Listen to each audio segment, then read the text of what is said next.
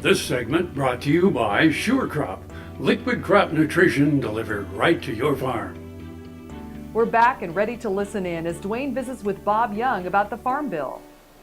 Duane Taves joining you once again here on Ag AM in Kansas. An opportunity to catch up with Dr. Bob Young, Chief Economist with the American Farm Bureau Federation. And Bob, we think about things in agriculture right now, economically, all tides have come down a bit from where they were a few years ago. Well, that's certainly true. You know, farmers tend to be very good at basically producing the profit out of anything.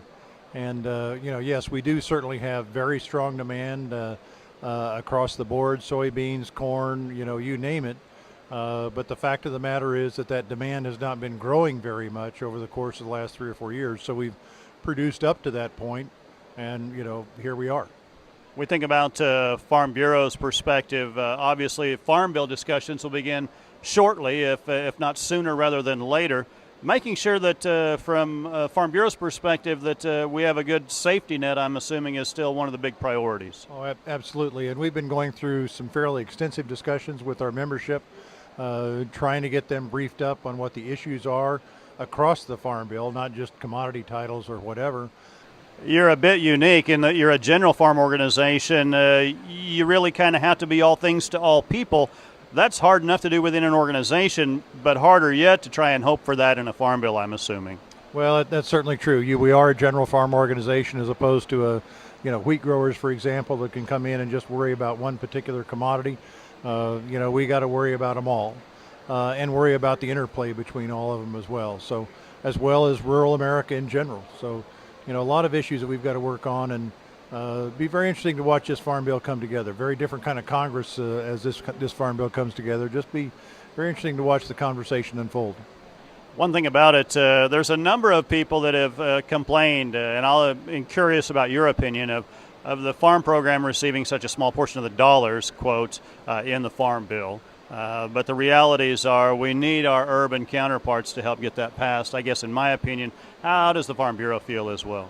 Well, I think we recognize that we need to make sure that we just feel it's very important from a political strength position, if you will, if nothing else, to have those two combined, to have the food assistance programs together with the Farm Bill. And when you recognize, too, that a good chunk of those dollars that we do spend on food assistance do come back to the farmer, and, you know, because that is additional food spending, again, it's positive on both fronts, if you will. Final thoughts that our viewers might enjoy as far as the economic perspective from Farm Bureau? Well, you know, we are in a situation, have been for a while, where we have come off of those strong demand years. Farm income, we think, is not great. It's probably okay. We're paying most of the bills at this stage of the game, but not necessarily putting a lot of money in the bank. I think we recognize that there's certainly storm clouds gathered on the horizon. Might even be a drop or two being felt because, again, individual farms, individual circumstances. But I do think we think we're okay right now, but very attentive to the overall farm economic situation right now. Our thanks to Dr. Bob Young, Chief Economist with the American Farm Bureau Federation, joining us on Ag AM in Kansas. Jamie, we'll send it back to you. Thanks, Duane. Come back after the break for this week's Kansas Farm Bureau update. Hey folks, Dr. Dan from Doc Talk. Have you asked yourself, how can I help provide relief to wildfire victims? Well, you can go to the Ashland Community Foundation, or you can go to the Kansas Livestock Association Foundation and make monetary gifts. Another way, you can buy this beautiful print that was painted by Dr. Eva Gardner of the Gardner Angus Ranch of Ashland and Clark County area before the fire. This painting will be sold through the Kansas Livestock Association Foundation, and all proceeds will be provided to victims of the wildfire.